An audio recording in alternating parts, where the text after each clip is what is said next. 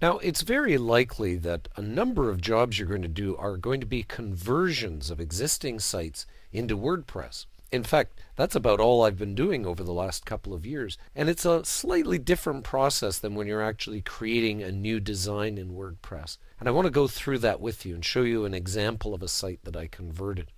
Basically, the key here is that you need to get all the existing files, if possible, for the site.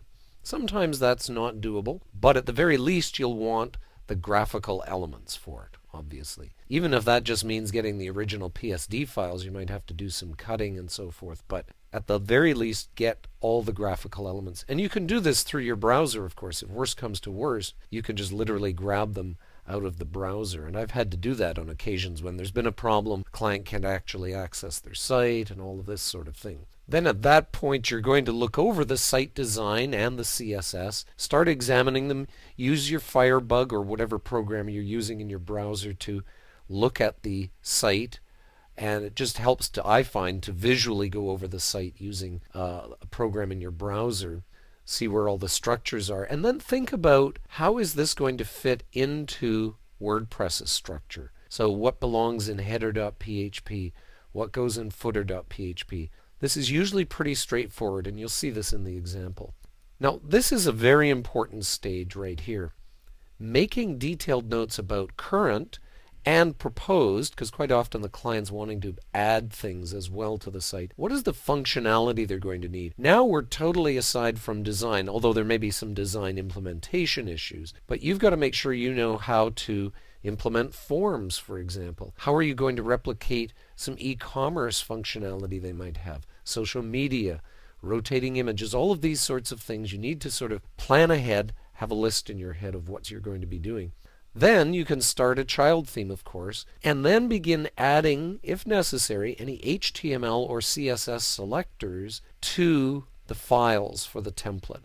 Now, I haven't found this to be necessary very much at all, but it may come up, especially with a complex design. And then basically just start working on the rule changes for the child theme. What's it going to take to convert the existing CSS and look of the site into the look of the site you're converting? All right, let's take a look at how this works. This is a site that I was asked to replicate and change and convert over. We start by looking at things like, well, there's the header area, there's the menu, sidebar. Obviously, nothing that can't easily fit into a WordPress structure. So again, that's rarely going to be a big issue. I just need certain background images here. There's a faded background there. I'll need that background. They actually don't need these H images anyway. This is a mouse over menu here, but virtually all of the mouse over is done with HTML and CSS in this case anyway. So really all I need is that little graphic there. Now sometimes I've had menus which are entirely graphical, and one of the things you want to do in WordPress is convert that so that it can run off of WordPress's menu system and the client isn't stuck having to create graphics every time they want to make a menu change. So some of this is going to involve you coming up with ways to change it while still keeping the existing look. But here, this is all straightforward. Again, this is just a menu with some background images. Grab those. Now, here we're looking at functionality. Here's some examples of functionality. This actually, although you can't see it in the screenshot here, is a rotating image. So we're going to have to replicate the rotating image and find a way. In this existing site, the client had to actually upload images via FTP. Let's make that easier in WordPress for them, and we'll think about how to do that. Down here, this is a very good example of where you're going to need to use WordPress to help the client. These are all graphical images, and the client was feeling very lost because they had to call in someone every time they wanted to change things.